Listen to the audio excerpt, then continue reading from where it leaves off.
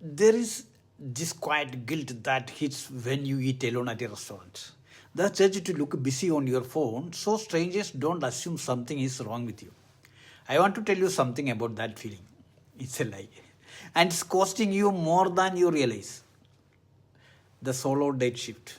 Stick with me here because I am going to break down exactly why being alone feels uncomfortable, what's actually happening in your brain, and one thing you can do tonight that will quietly shift you how you experience every relationship going forward, including the one with yourself.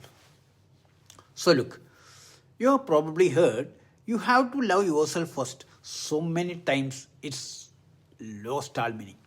It sounds like something printed on a candle. But here is what I have seen in my practice over and over again. The women who seem genuinely at peace, whether single or partnered, they are not doing some complicated self love ritual. They have figured out something simpler. And honestly, it is something most people get backwards. Let me walk you through it. Point number one, the witness problem. Here is something that doesn't get talked about enough. When you are with someone, a friend, a date, anyone, part of your brain actually relaxes. Why? Because you have a witness, someone confirming that this moment matters, that you matter. We use other people as mirrors. But the moment you are alone, especially in public, your brain starts running uncomfortable background questions. Is this even worth doing if nobody sees it? Do I actually enjoy this or do I just enjoy being seen enjoying it? Now, here is the important part. That discomfort isn't a sign that you are broken or that being alone is bad. The discomfort is your nervous system showing you how dependent it is become on external validation. And solo dating, actually taking yourself out on purpose. That's how you start to break that dependency. You become your own witness, and that is where real self trust gets built. Now, point two, self esteem versus self worth. Let me give you a quick distinction that changes everything once you see it. Self esteem is how you evaluate yourself. It fluctuates. Good day at work, it goes up. Someone goes you, it crashes. Self worth is different. It's your baseline belief that you deserve good things simply because you exist, not because you earned them. Most people try to build self worth by stacking self esteem wins, achievements, compliments, validation, but it doesn't transfer. You can't accomplish your way into feeling fundamentally okay. Fundamentally, you cannot okay. Solo dates work because there is nothing to win. You are not performing for anyone, you are simply treating yourself like someone worth spending time with. No conditions attached. If that lands differently than you expected, drop a comment and tell me what shifted. I read this. Now, point number three, the cringe is the point. Alright, let us talk about the awkward part. The first time you walk into a movie theater alone or sit at a restaurant with no one across from you, it feels strange, maybe even a little embarrassing.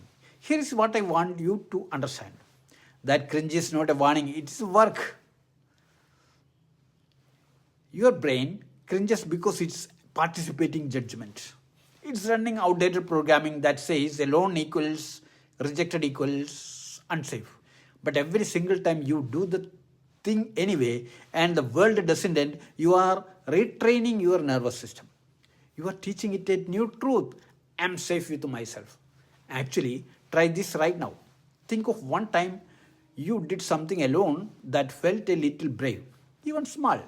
A walk, a trip somewhere, eating solo. Remember how you felt afterward? That quiet pride. That is self trust being built in real time.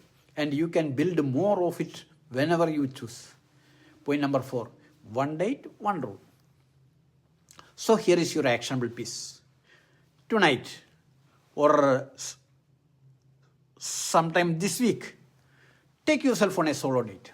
Doesn't need to be elaborate. Coffee shop, bookstore, a walk through somewhere you have been meaning to explore.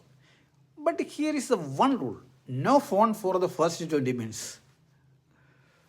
20 minutes, no phone, just you only. Not because technology is the enemy, but because the second you feel bored or awkward, your hand will reach for that screen automatically. And every time it does, there is a subtle message underneath. I'm not enough company for myself. 20 minutes. Let the boredom come. Let the awkwardness be there. Just notice what shows up. That's a practice. That's where the real shift happens. Here's what I want to leave with you. You are not practicing being alone so you can eventually be ready for someone else. That framing keeps you waiting. You are practicing being alone because your relationship with yourself is the longest relationship you will ever have. And you get to decide, starting now, what kind of relationship that's going to be. So take yourself out, not as preparation for some future chapter, but because you already deserve that kind of attention from yourself. If this gave you a new way to think about this, I think you will find value in this video here, where I go deeper into why so many of us struggle with our own company and the psychology behind changing that pattern. I will see you in that one. Thank you.